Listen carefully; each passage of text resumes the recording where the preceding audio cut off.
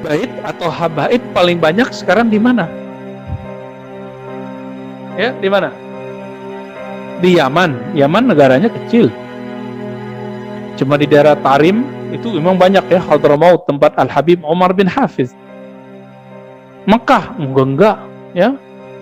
Kalau kita lihat Bapak selamatkan Allah, mulai dari ujung Aceh,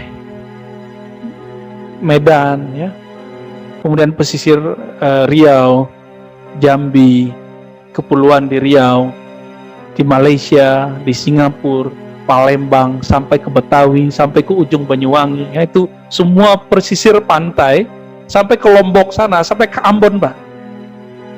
Itu bertebaran keturunan Rasulullah Sallallahu Alaihi Wasallam.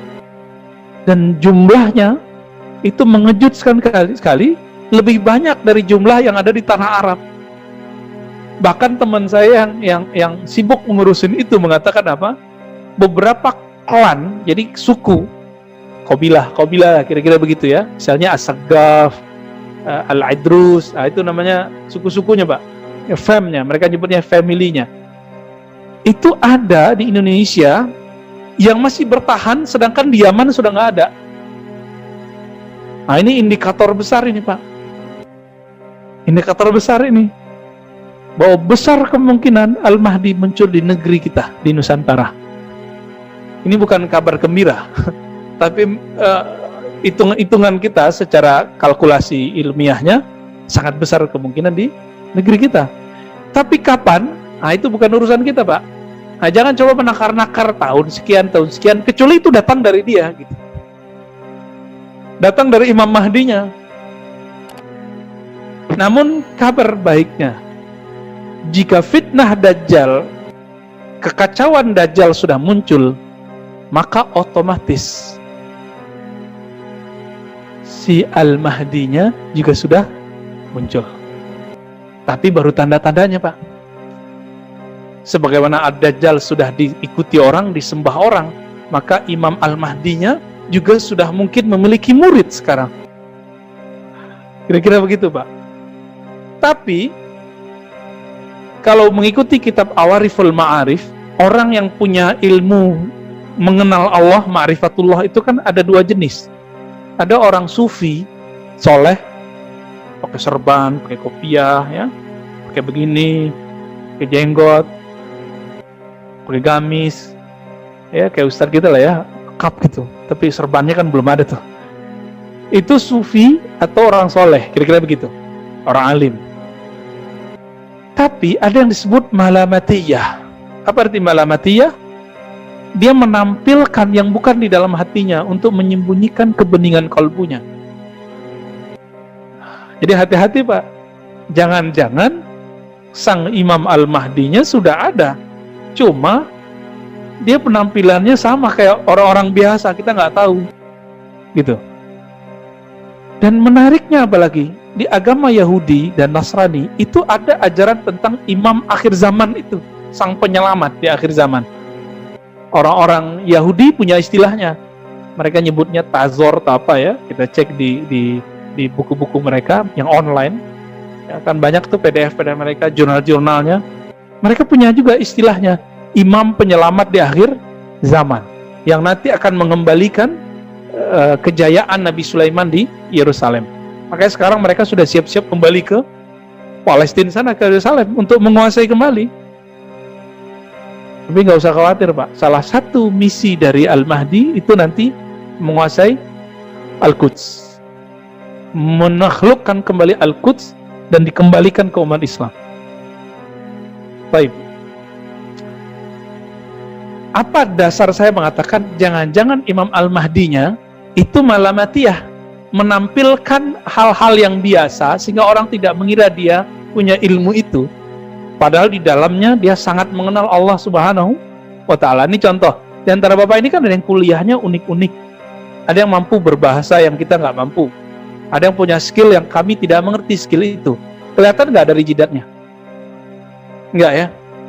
Kalau Bapak nggak berpenampilan dosen di kampus, kita nggak ngerti kalau Bapak ini seorang dosen.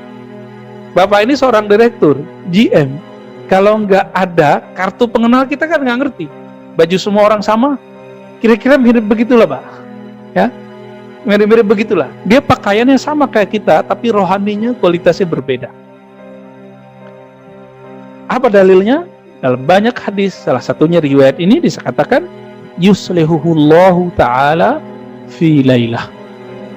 Allah nanti akan islah dia. Islah artinya apa? Allah bersihkan dia, Allah perbaiki zahirnya supaya sesuai dengan batinnya dalam semalam. Au qala fi yaumain. Di riwayat Imam Abu Nuaim dikatakan atau 2 hari. 2 hari itu artinya 2 kali. Saya mau tanya, ini mengikuti tadi, Nabi mengatakan tanda-tandanya seperti tandaku, namanya seperti namaku, ilmunya seperti ilmuku. Nabi berapa kali dibersihkan dadanya oleh malaikat Jibril? Masih ingat? Rasulullah ketika mulai kanak-kanak, ya kira-kira umur 6-7 tahun, itu dibeleh pada dadanya, dibersihkan oleh Jibril. Saudara sesusuannya, anak dari Halimah Sa'diyah, melihat itu, dikira saudaranya bernama Muhammad bin Abdullah itu akan dibunuh oleh orang putih berpakaian putih ketika membelah dadanya. Lari dah dia mengejar ayahnya dan ibunya. Wahai ibu, ada orang mau membunuh saudaraku Muhammad. Datanglah, ya, mengejar ini ayahnya, ayah susunya dan ibu susunya. Pas datang Nabi Muhammad duduk-duduk lagi main pasir kira-kira gitu ya. Bengong anaknya. Tapi Halimah Sa'diyah sudah mengumpulkan keanehan-keanehan Nabi semenjak beliau diambil, dibawa ke atas onta. Padahal ontanya itu kecil ya, tapi kok menjadi lebih cepat dan lebih seger. Dia sudah catat semua itu dalam pikirannya. Ini bukan orang biasa. Ini bukan orang biasa. Ternyata dulu Halimah Sa'diyah pernah mendengar juga kalam-kalam dari Aminah, bahwa Aminah mengatakan satu ba'asu rasulah, Muhammad, kamu akan dibangkitkan menjadi seorang rasul. Itu sebabnya bagi ahlus sunnah mayoritas ibundanya Nabi bukan musyrik. Enggak musyrikah, Pak? Enggak musyrik. Ayahnya Nabi tidak musyrik. Ini mayoritas ahlus sunnah ya. Hanya ekstremis yang mengatakan orang tua Nabi masuk neraka atau musyrik.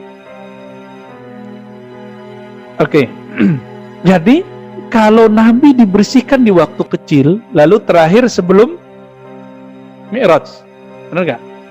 Coba dihitung, Pak. Sebelum Mi'raj itu berapa tahun Nabi lamanya? Dari umur 7 kira-kira sampai 3 tahun sebelum beliau berhijrah ke Madinah. Nabi hijrah ke Madinah itu sudah 50-an tahun umurnya. Kira-kira ya. 50 sekian lah. Karena Khadijah sudah wafat. Khadijah sudah wafat ya. Pamannya Abu Thalib sudah wafat. Diperkirakan oleh ahli sejarah 3 tahun sebelum Nabi hijrah.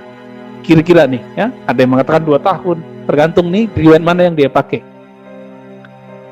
Maka kalau kita ngikutin ritme ini, Pak, Al-Mahdi itu juga akan dibersihkan oleh Allah sebanyak 2 kali.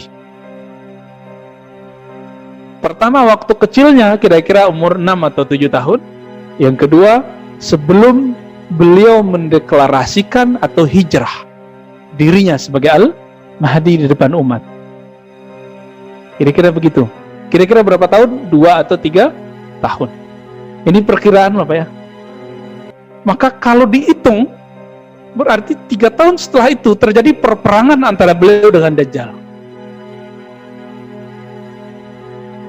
Tapi kapan tahunnya? Wallahu a'lam. Kita nggak tahu nih kapan tahunnya. Cuma melihat pandemi sudah begini, sudah meliputi dunia dan seisinya. Ini yang saya sebut dengan dalam hadis Nabi, muliat jauran. Bumi, dunia sudah dipenuhi dengan kebohongan dan kezaliman. Dan perlu diingat Bapak Saudara maka Allah, Al-Mahdi tidak maksum. Tapi rohaninya mengikuti, mewarisi rohani Nabi. Pluk, hampir semua. Hampir semua. Bedanya Nabi Muhammad SAW punya hak membawa syariat baru, kalau beliau tidak. Gitu aja bedanya. Beliau hanya nanti akan mengikuti syariat Nabi Muhammad SAW sebagaimana Nabi Isa ketika turun. Ini bagian akhir yang mau saya ceritakan.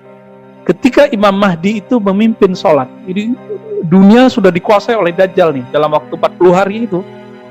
Belum sampai 40 hari, mungkin 20-30. Itu semua wilayah di dunia sudah hancur.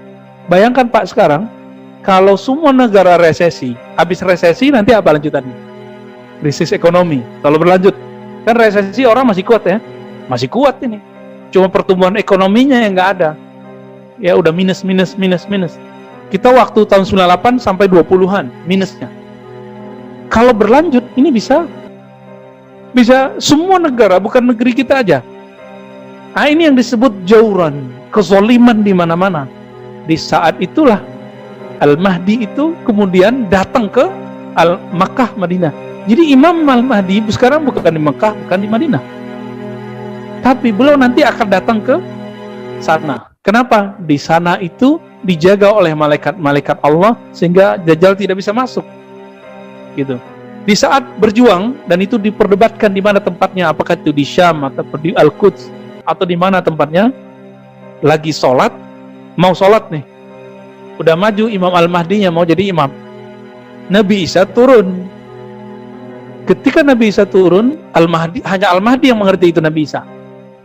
Ya, apa kata beliau? Wahai Ruhullah Isa ibn Maryam, silakan mengimami kami, karena beliau seorang nabi. Nabi kan lebih mulia dari seorang wali. Al-Mahdi kan waliullah. Nah, ini adab beliau. Tapi apa adabnya Nabi Isa?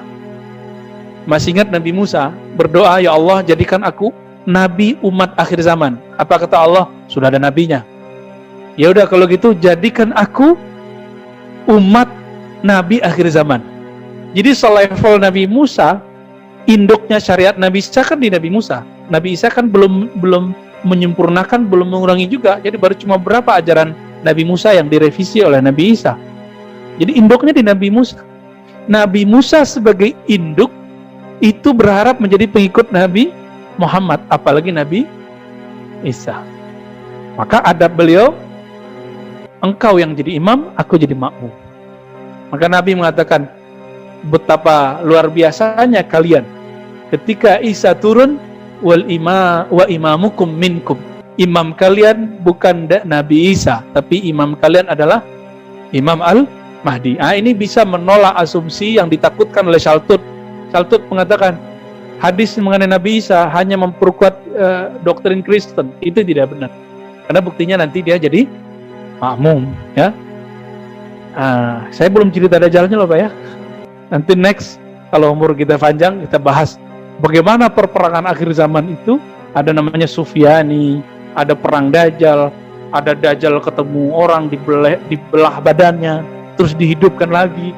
Ya, nanti panjang itu ceritanya. Nanti kita akan bedah sesuai dengan riwayat-riwayat yang kita dapat dan akhbar-akhbar yang kita terima.